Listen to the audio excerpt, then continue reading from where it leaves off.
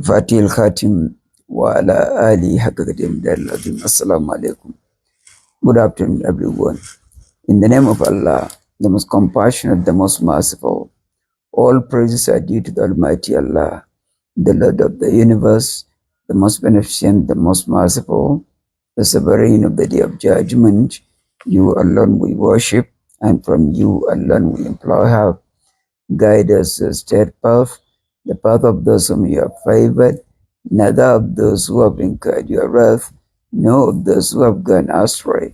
O Allah, maintain your praise persistently upon our chief and master Muhammad, the key to that which is closed, the seal to that which is past, the upholder of the truth by means of truth, the proper guide to your straight path, and upon his family according to his eminence and his great honor. Assalamu alaikum once again. Good afternoon, everyone. I am back on my series of lectures on the topic, the evolution and development of Caliphate across the history. If you can remember, in the last session, we were discussing the evolution of nations one after another, how the nation of Prophet Noah took the lead to evolve as a nation that received the divine communication through Prophet Noah, and how they rejected the message, and how he endured, stayed amongst them for a period of 950 years, and how the turnout of the converts was very low, and how he was eventually informed that they will never believe anymore, and how they got destroyed and took their exits for them to provide a space for another nation to rise. That is why in the chapter of Surah Al-Arab, the Almighty Allah said, reminding the people of prophethood that you have come to take the place of an earlier nation that was destroyed. وَاذْكُرُوا إِذْ جَعَلَكُمْ خُلَفَاءَ مِنْ بَعْدِ قَوْمِ نُوحٍ وَزَادَكُمْ فِي الْخَلْقِ بَسْطَةً وَاذْكُرُوا آلَاءَ اللَّهِ لَعَلَّكُمْ تُفْلِحُونَ صدق الله العظيم. Remember when the Almighty Allah brought you to replace the nation of Prophet Noah, to take their place so as to be their caliphs, meaning for that is in the wider concept of caliphate, as we said earlier in our earlier sessions, that it is so wide that it accommodates the entire kingdom of creation. The current setting of the universe is a replacement of an earlier setting that vacated for this setting to emerge. And so will be the case with this setting after it is exit from the universe, and a new set of creatures will be brought in to take our place, and they themselves will come and play their role. So for you to know who exactly are you replacing, you only need to examine yourself so as to know what role are you playing in the universe today. That will give you an idea of whose role have you taken after his departure. So we are a perfect replacement of the earlier nations that existed before. Those that are righteous among us came to take place of the bygone righteous people. And those that are otherwise, that are impious, are here to take the place of the earlier wicked nations who were destroyed. So none of us is in need to be told his destiny. His destiny is explicitly written, is explicitly communicated to him. For you to know how you will end up if you continue the way you are today, is for you to carry out an examination of what exactly you are. What are you doing? Are you a righteous person? Are you a believer? Do you believe in the Almighty Allah? Do you believe in all the prophets? Do you believe in all the revealed books? Do you believe in all articles of beliefs, such as Qadar, that is predestination and preordination of everything, whether good or bad, was predestined by God? Do you believe in all these items? So if you do, and you are righteous, so you know you are about when you leave this world. So no one is left in darkness as to where one is heading, as to where they are heading. Everybody is well informed.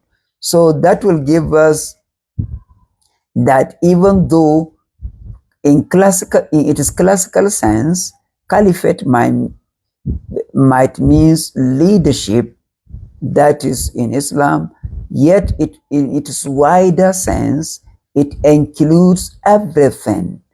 No single creature in this world, even in the world of vegetation, that is the vegetations that we see today, have come to take the place of the vegetations that were consumed by the animals that feed on vegetation, or even the vegetations that serve as human food, for example. So you can see, and that it is. So the people of Noah, when they took their exit, a new nation was raised in Yemen. Of course, not in Babylon, in Yemen, just somewhere close by. A nation was raised and a prophet was sent. So that nation happened to occupy the position of caliphate of the earlier nation. And a prophet was sent to replace the earlier prophet of the people of Noah, that is to come and replace Prophet Noah, in order to convey the message, the divine message to his people. And he did. The Almighty Allah narrated all this in quite a number of passages, starting with that of the chapter Surah Hudin, Surah Al-A'raf, where he said, وَإِلَىٰ عَادٍ أَخَاهُمْ هُودًا قَالَ يَا قَوْمِ اعْبُدُوا اللَّهَ مَا لَكُم مِّنْ إِلَٰهٍ غَيْرُهُ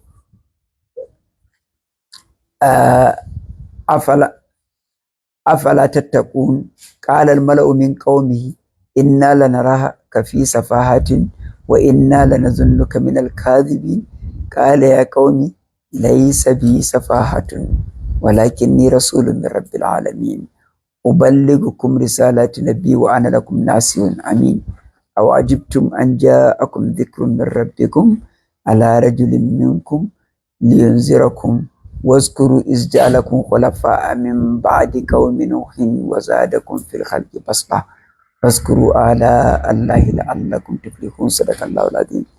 Almighty Allah said, call to remembrance, that is to the people of Ad, we sent their brother Hud alayhi salam. When he conveyed the message to them, he addressed them saying, O my people, Ubudullah, worship the Almighty Allah, ma lakum min ilahin ghayru, beside whom you have no any other deity. There is no any other God besides him. So worship him. Won't you exercise piety? Won't you be pious at least for once? Won't you fear the Almighty Allah? As usual, just as in the case of the people of Prophet Noah, it was the elite class of his people that responded when he first and foremost approached them with the divine message. So this happened to be the pattern of all nations. Whenever a divine message was conveyed to them, it is the elite class that will respond to the message, that will first respond by saying, Inna lanaraka fi safahatin wa inna lanadhunnuka min al-kadhibin. Certainly, for us, you represent nothing but foolishness. For us, you are a representation of foolishness, we see that you are characterized by foolishness. في سفاهة وإنا لنظنك من الكاذبين. And certainly, to the best of our opinion, we think you are a liar. Then how did he respond to these charges of the unbelievers? What did he say? قال يا قوم ليس بي سفاهة ولكني رسول من رب العالمين. He said, oh my people, you have got it wrong. I have nothing to do with foolishness at all. Far, far from it. ولكني رسول من رب العالمين. I only am an apostle from the Lord of the universe. Here we can draw quite a number of lessons from this communication of prophethood. First and foremost, he should have been provoked because of the insultive words of his people. That is, the abusive words his people use in responding to his call. They call him a foolish man. They call him a liar. Instead of him to get exasperated and angry, he said, Laysa bi safahatun. I have nothing to do with foolishness. Walakinni rasulun min rabbil alamin. I only am an apostle from the Lord of the universe. Here you can see the soft-spoken prophet, how he was responding to them in responsible terms and in a responsible manner. And he wasn't as harsh as they expected him to be. And another thing, he didn't say, Walakinni Rasulun min Allah. Rather, he said, Rasulun min Rabbil Alameen. I'm only an apostle of the Lord of the universe. Why is it necessary for all prophets, when engaging their people, to remind them that they are apostles of the Lord of the universe? Why using the Lord of the universe instead of any other divine name? Why? It is because they engage a people who are bereft of any concept about divinity. They don't know the Almighty Allah. The only way the concept of divinity can be communicated to them is by using the universe as a handicraft of the Almighty Allah. For him to know how mighty he is, they need to be told that the entire universe represents his handicraft. So, for a supreme being, that is for the Almighty Allah, to create the universe and then send a prophet to you as a tiny creature as you are, that he communicates to you through a prophet to receive a message, that will give you a sense of reasoning. At least that will call your attention for you to ponder on the might of the Almighty. That if he can create the whole universe and he sent a prophet to you, that shows you it is not a big deal for him to turn the whole universe against you. You know why? When we see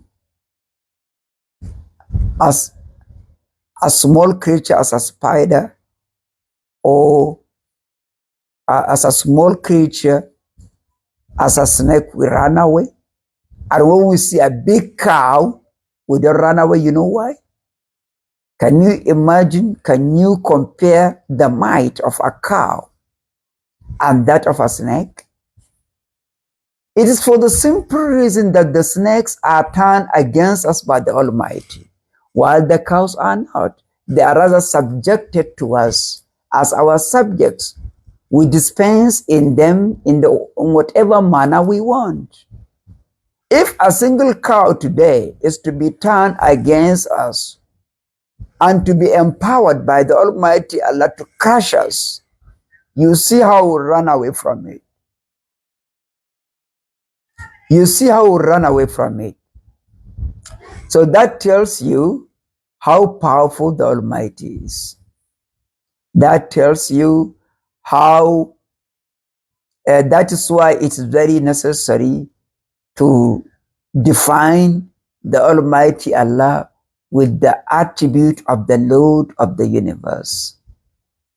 Because when we come to the communication received by Prophet Moses when he was delivering the divine message to Pharaoh, when he told the Pharaoh that he was sent by the Almighty Allah, what was the Pharaoh's question? قال فرعون وما رب العالمين.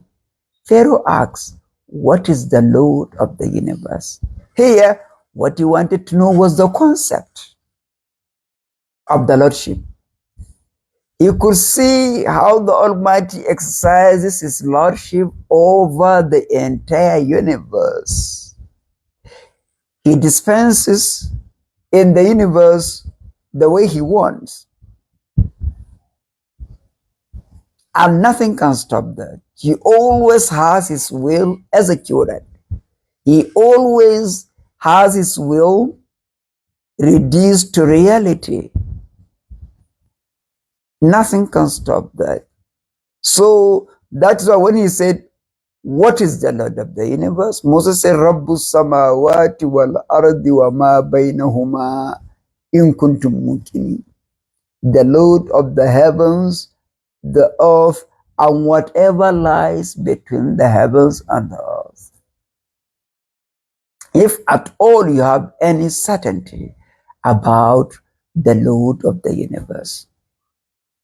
Here you can see the universe, as we know, is far greater than only the heavens and the earth. But Prophet Moses had to come to the level of the imagination of Pharaoh. Pharaoh perhaps can never imagine anything beyond the heavens and the earth and what lies between the two. That's all what you could understand. So that is why it was proper for Prophet Moses to tell him what you could understand.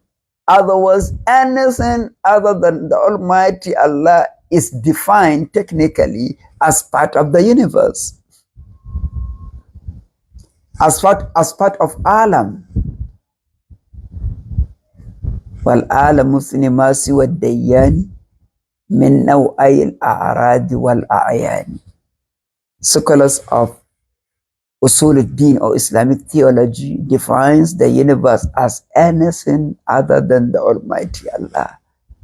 That means that is why walakinni rasulun min rabbil alamin uballighukum risalati rabbi wa ana lakum nasir. I am here conveying the message of my Lord to you, and I am here to give you a good counseling,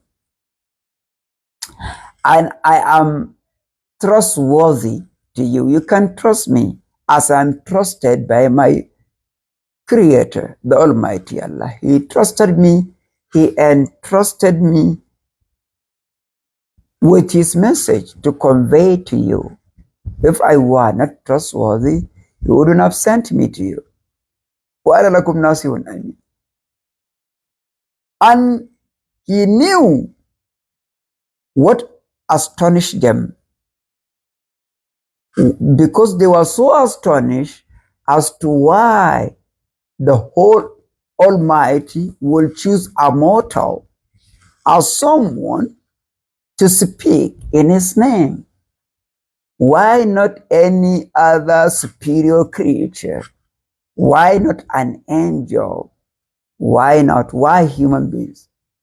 That is why for him to clarify this, he said, Awa ajibtum an ja'akum zikrum min rabbikum ala rajulin minkum liyunzirakum wa litattaqu wa la'allakum turhamun. Or liyunzirakum waskuru iz ja'alakum khulafa min ba'di qaumi nuhin. Are you rather surprised?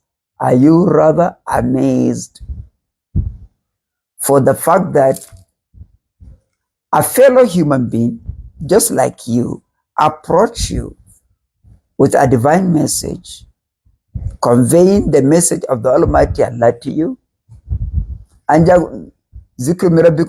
from your Lord, and is sent to convey, that is to warn you, so that you may fear the Almighty Allah. O liyunzirakum waskuru iz ja'alakum khulafa. It is at this point that the Almighty Allah reminded them of the great favor of making them a perfect replacement of the bygone nation. Waskuru iz ja'alakum khulafa. Remember how the Almighty Allah replaced the bygone nations with you. So you represent a perfect replacement of the people of Prophet Noah. And here a prophet is sent to you. So avoid making the same mistakes as they did, and they eventually got destroyed. So for you to avoid such terrible consequences, you need to avoid what they did.